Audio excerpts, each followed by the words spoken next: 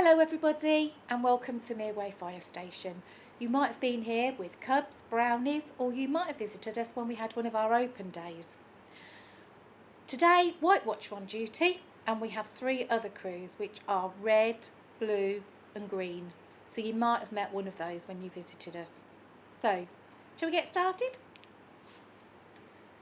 So, as you are not at school at the moment and you're doing all of your work from home, we thought we'd go through perhaps some school things that we would have done that you could be doing at home. So, what would you do if the fire alarm went off at school?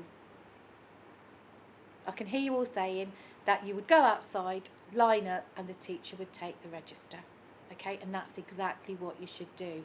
You might also go out through one of these, the fire exit, and that's exactly what you should do if you find yourself where the fire alarm is going off at perhaps a supermarket or swimming pool or a sports place or just out anywhere really.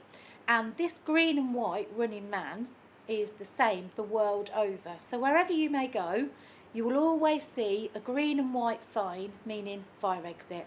It might not say it in English, it might say it in the foreign language of the country you might be in, but that's where you know is you can go to a place of safety. Well done. So, now that you're at home, have you practiced your fire escape while you've been at home, just like you would at school? Doesn't matter if you haven't, because that could be one of the activities that you do as part of your homework today. So to help you do that, you might need one of these, a fire escape plan. We've got one just like this, and this is probably what your teachers would do at school. So maybe you could be the fire marshal at your house or wherever you might live and do this as part of your family. So sit down with all the people that you live with and think about what you would do if a fire ever started in your house. Okay? So it doesn't have to be as fancy as this. You can just think about it and talk about it, but it is really important that you have a plan and know how you're going to get out. So, what have we got that lets us know that a fire has started? It's a fire alarm or a smoke detector or a fire detector. They've got lots of different names, but they all do the same thing. Now this is our smoke detector, and if the fire crews or one of our officers came out to your house and you hadn't got a smoke alarm, this is probably the one that it would fit.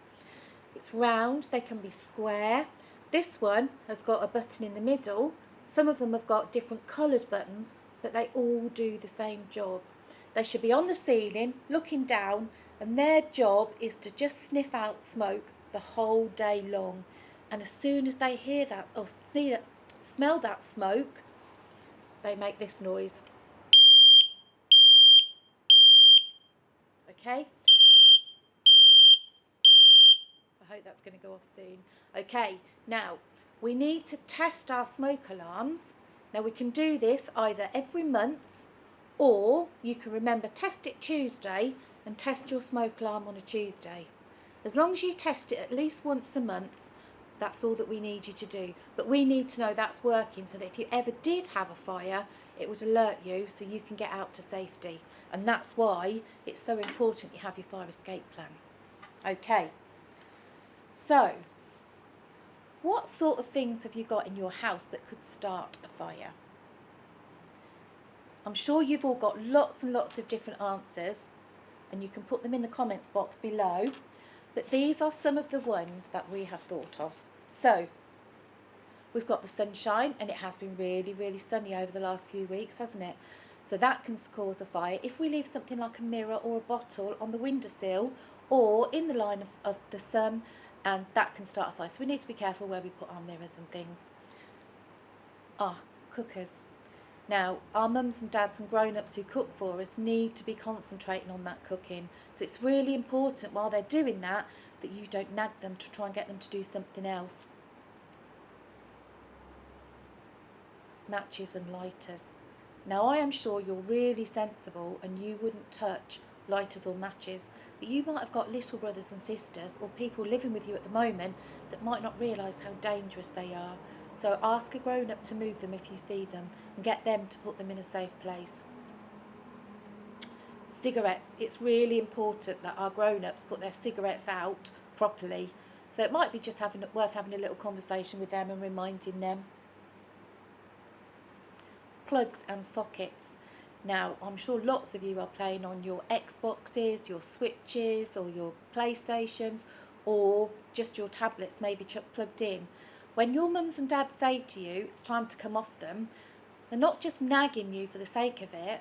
Our machinery does need to cool down. If we keep using it all the time, it can get overloaded and it can cause a little fire. So when it's time to come off, just make sure you switch them off and make sure they're not on places like beds or sofas and things like that. Excellent. Candles. Now, it's lovely to have candles, and we do need candles, especially when it's our birthdays, but we do need to make sure that if we do light them, when we go out, we put them out or blow them out, and don't put them anywhere near something that could catch fire.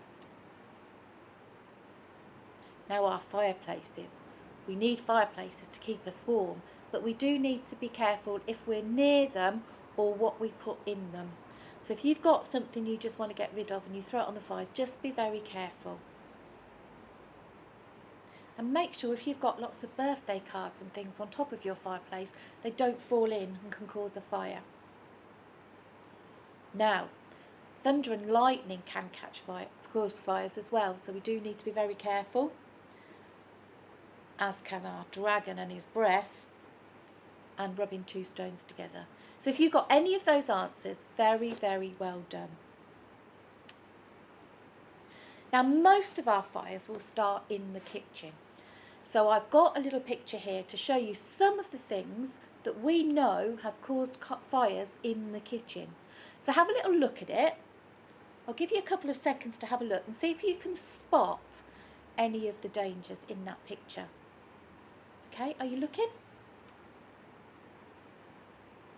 How many do you think you can spot? Now, while you're just having a little look at that, I'm going to do a couple of shout outs. We've got some people that have said, can you shout out for me? So I need to say hello to Zachary and Arlo, Miss Mallows and all the children at Wymington School, Miss Pebbody at Studfall School, Nathan and Ava, Ellis and Hetty. Okay, I'll do some more shout outs later. Did you see in that kitchen picture the matches and lighters? Now, the cigarette was a bit close to the paper towels, wasn't it? The clothes were drying on top of the electric heater, and it does say on electric heaters, do not cover, and that does mean clothing as well. The tea towel was right next to the cooker. And we talked about not leaving your cooking unattended. And in that picture, the frying pan had a fire and there was nobody in the kitchen. There were lots of things plugged in, like the iron and the toaster. And the cutlery drawer was left open. So in total, you should have found 10 things on there. So if you didn't find 10 things the first time, maybe you could go back and have a little look and see if you can find all 10. I think I said all 10. I think we talked about the candle, the cigarette, and the toaster was under a flammable item. So thank you for looking at those. Right, moving on, we've talked a lot about fire, but what is the most dangerous thing in a fire? And there's a bit of a clue in this picture. Can you see that thick black smoke? That is the most dangerous thing in a fire. And if we breathe that in, that would make us very, very poorly indeed. So if you do see thick black smoke coming from a fire, I don't want you to try and go and tackle it yourself or try and rescue somebody. I want you to call 999 and get the firefighters in, because they are the people best to deal with it. But I've just said to you that thick black smoke is very, very dangerous. So, how do our firefighters breathe in smoke? Well, they have this equipment. It's called breathing apparatus. And they wear a mask that covers their eyes, their nose and their mouth. And they have a backpack with fresh air in it. And there's a tube that goes from that backpack into that mask and that's how they can breathe safely in smoke. And that's why it's so important that you call 999 if you see smoke coming from a fire, because the sooner we can get in there and rescue anybody that's trapped inside, the better. Now, we've talked lots about what our firefighters can do. So what are the other jobs they do? We've covered smoke and we've covered fire. So what about these jobs? Did you know that our firefighters go to car accidents where they might have to get somebody out of a car? So in the first cartoon that we can see, we've got people our firefighters cutting the roof off that car. And you might see the ambulance and the police car as well. That is because if we go to a car accident, the likelihood is there might be somebody that needs medical attention, so the ambulance help us, and the police might have to help us close the road. So we do work very closely with the police and the ambulance service. Did you know that we've got a boat and we can do water rescues? And in actual fact, we had to use our boat yesterday to go and rescue a dog and a lady out of some water. Now, if your dog went into the water, would you go and rescue it? Hopefully you all said no, because dogs can usually rescue themselves.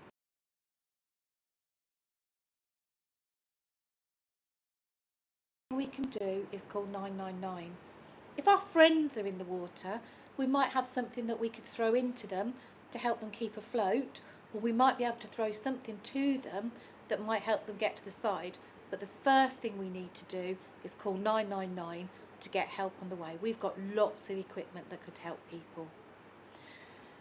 And lastly, did you all know that we do rescue cats from trees? And yet, it's not just a joke, we do actually rescue them. We will rescue anything that needs rescuing, but the first thing you need to do is call 999. So, here's a little dog that we had to rescue last week. You can see there in the picture that there are some spreaders, and they just moved the spreaders either side so we could get the dog out. But I think the dog was a little bit embarrassed because he wouldn't let us get a picture of his face. Now then, while we're driving around in our fire engines, we can see into your cars, and sometimes we see cars that look a little bit like this. Now you can see that there's lots going on, and although there's no sound, we think that it could be a bit noisy, and that's probably distracting the driver. So shall we go through the things in the picture that could be what we call wrong? So the chap driving's on his mobile phone. Is that allowed? No, it isn't. And if you get into a car and somebody's driving and on their mobile phone, it's okay to say to them, that's not allowed. We've got somebody in the background screaming. We've got the boy in the green t-shirt on the front seat. He hasn't got his seatbelt on, and I don't even think he's sitting on a booster seat, which he should be. We've got the little girl in the middle with a pink t-shirt on. She's standing up and trying to talk to the man on the phone. Now he should be concentrating on driving, let alone be on his mobile phone and having somebody else trying to distract him as well. The boy in the back with the orange t-shirt, he has slipped his seatbelt off. Now our seatbelt should go across our bodies like this, because this part of our body is the heaviest part of the body, and if that car stops suddenly, you would lurch forward and you could perhaps hurt yourself. He's also got his hand out of the window, and that's not good either, is it? What about the balloon? Is that a problem? It might be stopping the driver seeing what's going on behind him. Now he's got lots going on in that car, hasn't he? And probably on the back shelf is a tissue box and an umbrella. So really, that shouldn't be on there as well. Now, did you spot anything else that I've missed? If you did, put it in the comments box below and we'll have a little look at that. So, if you've been listening, you may be able to answer my questions, which I would like you to put in the comments box below. So, at the beginning we talked about today being a white watch day, and there were 2 or 3 other watches. Can you name 2 of those for me? Put them in the comments box. How often should we test our smoke alarms? Do you remember we talked about the smoke alarm? Brilliant. Can you name 2 things that can start a fire?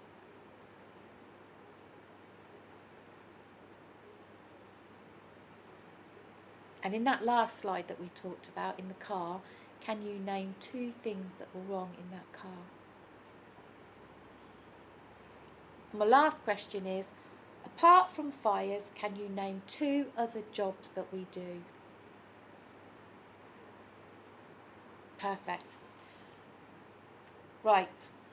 Now, lastly, if I was at school, I would ask you to do a bit of homework. And as you are not at school, those bits of homework are still just as important. So, can we make sure that when we finish this, we check our smoke alarms? Yep. And the other thing I'd like you to do is talk to everybody you live with about a fire escape plan, just like you would at school, and have a little practice, because you do it so well at school because your teachers help you practice it and they've thought it through. And maybe if you practice it, it might not work, and then you can think of another alternative. And the last thing I'd like you to do is I'd like you to go to the Northamptonshire Fire and Rescue website, and we have got a new Kids Zone section. So to get onto it, you need to go to the main website, and then you will see a section that says safety. If you click onto safety, you'll see another 4 things, and one of those says Kids Zone. So if you could go on that, we've got lots of activities that you could do, and some of them are really good fun. And what we would really like you to do is we would really like you to design a little firefighter for us. So while you're all at home, we'd like to see a firefighter that's doing perhaps something that if you've had the fire brigade out, or you've seen the fire brigade doing something, doing one of the jobs that we do. So if you can draw a little picture, and then I'd like you to email it to me, and I've put my email address just there. I will put it on the Facebook page as well. So if you can email me those pictures, next week when my friend Jo does her talk on Thursday, we'll be able to show you some of the pictures that you've sent in. So it can be anything you like, as long as it is portrait style. Can't be landscape, it needs to be portrait so we can put it on the screen. And it can be any job that we do, as long as we have our firefighters in uniform. Now recently we have changed our uniform from blue to yellow.